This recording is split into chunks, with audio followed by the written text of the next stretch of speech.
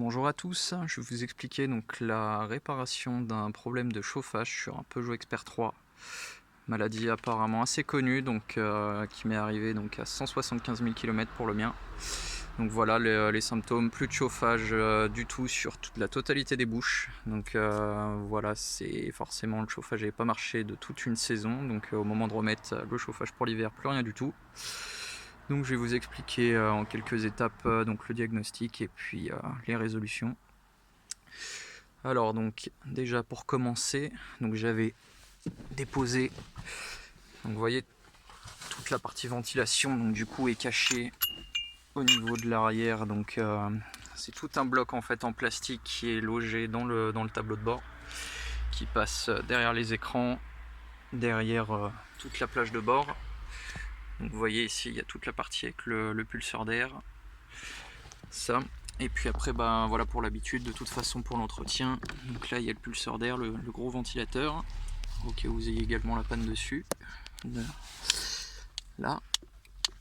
Et donc là vous avez aussi la petite trappe d'accès donc pour changer les filtres. Voilà, ça se passe au niveau de la boîte à gants. Donc en fait là elle avait déjà été démontée, donc là j'ai démonté cette partie et plus la partie du dessous. Hop. Donc voilà, pour avoir un bon accès et puis tout ouvrir pour pouvoir bien contrôler. Donc déjà en premier lieu, déjà contrôler, voir si des fois les fils sont complètement pourris, sales. Voilà, des fois que ça n'ait pas été fait. Donc les deux systèmes qu'on voit ici, donc ça c'est les servomoteurs qui commandent les volets. Donc celui du bas, justement, c'est celui qui s'occupe du chauffage en soi, de la température. Il règle, c'est le volet de gestion pour le chaud et le froid. C'est le petit volet. Et voilà, on voit très bien le mécanisme en fait qui l'entraîne, qui fait le petit levier donc en soi qui est juste en dessous. Donc voilà, après moi j'ai pas eu de soucis, mais j'avais quand même contrôlé, voir des fois si jamais le mécanisme s'était déboîté ou qu'il y avait eu quelque chose de particulier dessus. Donc voilà, après c'est tous les petits ça c'est les petits servomoteurs en fait qui s'occupent de la gestion des volets d'air. Donc je les avais démontés pour voir s'il n'y avait pas de soucis, si rien les plastiques n'étaient pas mangés, déboîtés, j'ai rien vu de spécial. Je les avais démontés puis commandés il y a la commande pour voir s'ils réagissaient bien, donc il n'y a aucun souci là-dessus. Hop. Donc ensuite, donc la partie qui va nous intéresser, donc moi qui a résolu le problème, donc c'est au niveau du radiateur de chauffage habitacle. Hop. Alors donc là vous voyez j'avais démonté donc le plastique là qui est au niveau vous voyez du pommeau de vitesse. C'est assez facile à déboîter, hein, serrement juste, il y a une vis de chaque côté. Et puis faut déclipser tranquillement, faut surtout pas forcer, prendre le temps. Et hop là, alors donc vous voyez du coup c'est ici que ça se passe. Vous voyez c'est ce radiateur ici, là il est encastré dedans. Alors donc pour pouvoir y accéder, donc il y a un petit peu de démontage. Donc là vous voyez, donc là il y a toute la partie donc du coup avec le. Donc là ça va y avoir un petit peu de démontage en soi à faire. Là je pourrais pas vous le remonter parce que voilà, j'ai pas prévu de faire cette vidéo de base. Donc déjà pour ce faire il faut que vous démontiez donc la boîte ici. Donc elle est vraiment juste clipsée, il faut juste tirer un petit peu dessus, forcer et après elle se déboîte, c'est juste des petites pinces. Ensuite vous verrez derrière il y a quelques fils à débrancher, donc il y a celui-là plus quelques cosses qui se baladent, enfin plus une cosse qui se balade, donc vous prenez bien tout en photo avant de démonter. Pareil, il va falloir démonter la petite platine là en plastique pour en fait venir, en fait il va falloir démonter donc cette partie en plastique pour se faire de la place, pour pouvoir venir changer le radiateur. Donc là vous voyez il va falloir démonter donc les deux vis ici, donc en tout il y a 3 vis, enfin il y a 5 en tout il y a 5 vis avec les deux ici, donc si je me rappelle bien, donc il y en a une là celle-ci, et si mes souvenirs sont bons il y en a 2 au-dessus qui sont cachés derrière le petit boîtier en plastique une fois que vous l'aurez enlevé. Donc voilà. Alors ensuite, il faudra bien faire attention aussi donc pour déboîter donc les connecteurs ici. Donc là c'est une petite glissière, il va falloir passer un petit tournevis plat pour faire passer le petit loquet et puis l'enlever. Pareil pour la prise OBD, donc là vous voyez on voit un petit peu au-dessus, donc là il faut glisser un tournevis et puis la forcer pour enfin une fois que vous avez démonté le panneau en plastique pour la faire rentrer. Et pareil, il y a une ou deux fiches aussi qui se baladent, qui sont à défaire. Pareil pour le relais ici. Donc une fois que vous aurez tombé cette partie en plastique, donc il va falloir aussi démonter. Donc là vous aurez le petit volet d'air aussi là, enfin ce qui fait de l'air au niveau de vos pieds, donc à enlever. Donc là normalement il y aura juste à le déboîter en soi. Donc là il n'y a pas de fixation dessus. Ça. Et donc là ensuite vous aurez à déboîter donc l'amener d'air en fait pour les pieds. Donc c'est juste à déboîter donc là. Alors je sais pas si on va bien voir là. Donc normalement ça se déboîte très bien, mais il y a un petit ici, à peu près au bout de mes doigts, il y a un petit clip en soi à déboîter pour pouvoir enlever ce petit morceau pour se libérer de la place pour le radiateur. Donc après ça sera tout bon. Une fois que vous aurez démonté tout ça, vous serez bon, vous aurez assez de place pour pouvoir accéder et puis faire tout le travail qu'il y a à faire. Et donc là, une fois que vous serez arrivé ici, donc là vous avez le radiateur, vous voyez. Hop, donc là, ça j'ai déjà remplacé donc les vis. Je vais vous montrer les anciennes d'origine, normalement que vous avez sur le modèle. Donc vous voyez, c'est ces fameux clips là qui sont très cassants. Donc moi j'ai essayé de passer un tournevis pour les démonter proprement, mais c'est impossible. C'est monté d'usine, donc ça va casser. Là. Et donc là, une fois que vous serez là, donc il va falloir que vous démontiez, donc du coup que vous fassiez très attention. Donc voilà, vous faites sauter les anciens petits clips en plastique. Il faut bien mettre des chiffons partout pour bien éviter, parce que là vous allez avoir du liquide de refroidissement qui va couler.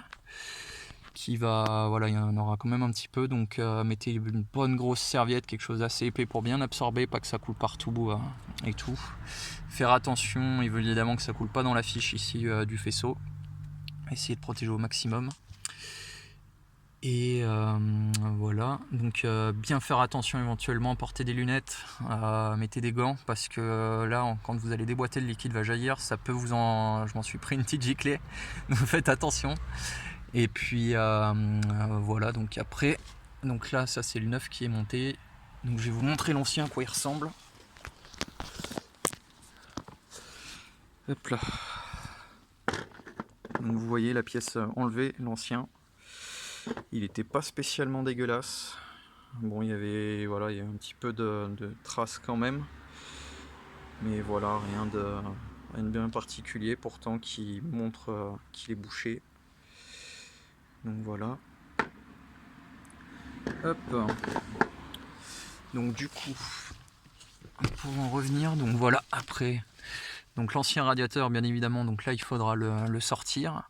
Alors ce qui va être un petit peu chiant, donc ouais, j'ai forcé un petit peu.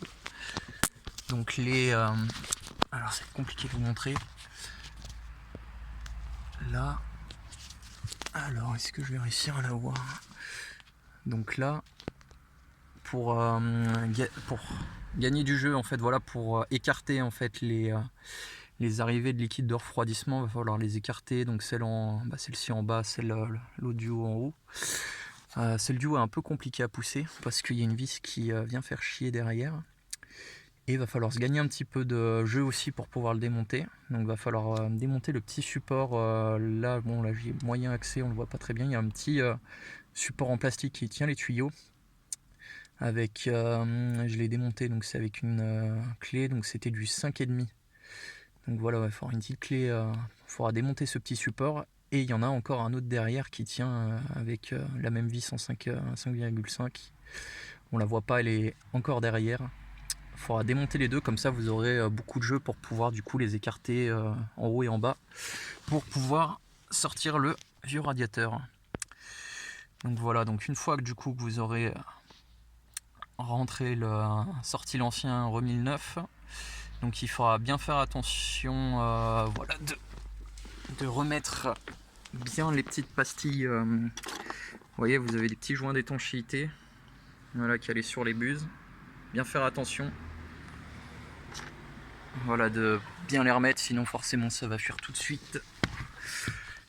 Et ensuite, donc voilà, là vous êtes bon, là j'avais resserré, bon faut y aller, pas la peine d'y aller comme un fou pour le serrage, hein, de toute façon, voilà, ça sert pas à grand chose, c'est le joint qui fait toutes les étanchéités, juste que ça soit bien enclenché, que ça puisse pas partir. Légèrement serré, pas la peine d'y aller à fond, ça sert à rien, ça risque de casser les colliers. Et puis après, bah vous êtes pas mal. Donc ensuite, ce qu'il va falloir faire bien attention. Ah oui, petit détail, j'ai vu, je pense que c'est un petit défaut d'usine. En soi, le support ici a tendance à bien se casser, se casser un peu la gueule. Là, c'est pas parfaitement étanche. Enfin, on voit bien ici la lèvre en soi, et que le caoutchouc a tendance à tomber. Du coup, j'ai juste mis un rilsan pour bien le plaquer et que ça rentre bien dans les bouches d'air, enfin dans le diffuseur d'air au niveau des pieds. Voilà, ça. Et donc ensuite, on va passer à la baie moteur. Hop, donc là, alors, hop là, donc là, vous voyez, alors je vais essayer de vous zoomer dessus. Hop, donc là, vous voyez, vous avez en fait les tuyaux en fait d'arrivée de liquide de refroidissement qui vont dans ce petit radiateur au niveau du chauffage. Donc là, il va falloir bien faire attention. Donc vous voyez, vous avez un petit bouchon en haut, comme un, ça ressemble beaucoup à un petit bouchon comme vous savez sur les valves de vélo. Donc il va falloir le démonter, l'ouvrir. Vous faites bien attention de ne pas le perdre surtout. À la rigueur, mettez-vous un carton, quelque chose pour être sûr si jamais. Et va falloir l'ouvrir pour en fait voilà, parce que là forcément il y aura un peu d'air dans le circuit, pour évacuer l'air qu'il y a dans le circuit du coup de refroidissement. Et donc aussi il faudra remettre du liquide de refroidissement. Voilà, il faudra refaire un appoint parce que là forcément vous aurez perdu du liquide. Bon, c'est pas énorme, mais prévoyez quand même un petit bidon, prévoyez un petit surplus. Et puis bah après vous pourrez remettre du coup faire la pointe de, voilà, vous pourrez redémarrer votre moteur. Déjà refaites un petit appoint avant de le démarrer. Et puis comme ça, en fait vous regarderez jusqu'à ce que le liquide se remette à jaillir, un bon petit jet quand même, un bon petit jet de liquide. Voilà, pour une fois qu'il sera bien purgé, que ça aura purgé un peu le système, vous refaites des appoints, vous faites bien attention que tout reste de niveau et qu'il y ait un bon petit, voilà, que ça fasse un petit jet de liquide. Comme ça, vous êtes sûr que vous avez enlevé en soi les bulles d'air en soi du circuit liquide de refroidissement et qu'il n'y a pas trop d'air qui se promène. Voilà, il faudra bien faire attention à ça et puis à surveiller dans dans le temps qui suit, voilà, histoire que ça voilà, qu'il n'y ait pas trop de liquide, de bulles qui se baladent, et puis bien refermé évidemment avec le petit capuchon. Donc voilà, bien évidemment à faire donc tout le démontage au niveau des buses, enfin toute la partie électrique quand vous allez démonter, donc bien évidemment faire ça avec la batterie débranchée pour éviter des défauts, des choses comme ça. Bien tout débrancher surtout. Et puis bien évidemment on ne rallumé qu'une fois que vous aurez tout reconnecté, parce que sinon après vous pouvez avoir des soucis avec le bus et tout, ça peut foutre des défauts. Voilà, donc pour vous donner un ordre d'idée, donc la pièce m'a coûté 100 €. Voilà, donc le radiateur a coûté 100 €, ça a été instantané dès que j'ai rallumé, donc il n'y a pas eu de souci, c'était bien chaud, aucun problème. Dès que le moteur est monté en température, j'ai tout de suite retrouvé du chauffage à fond. Donc voilà, si ça a pu vous aider. Je ne suis pas mécanicien, donc si vous avez quelques astuces ou choses comme ça à apporter, n'hésitez pas dans les commentaires. Et puis voilà, bon courage.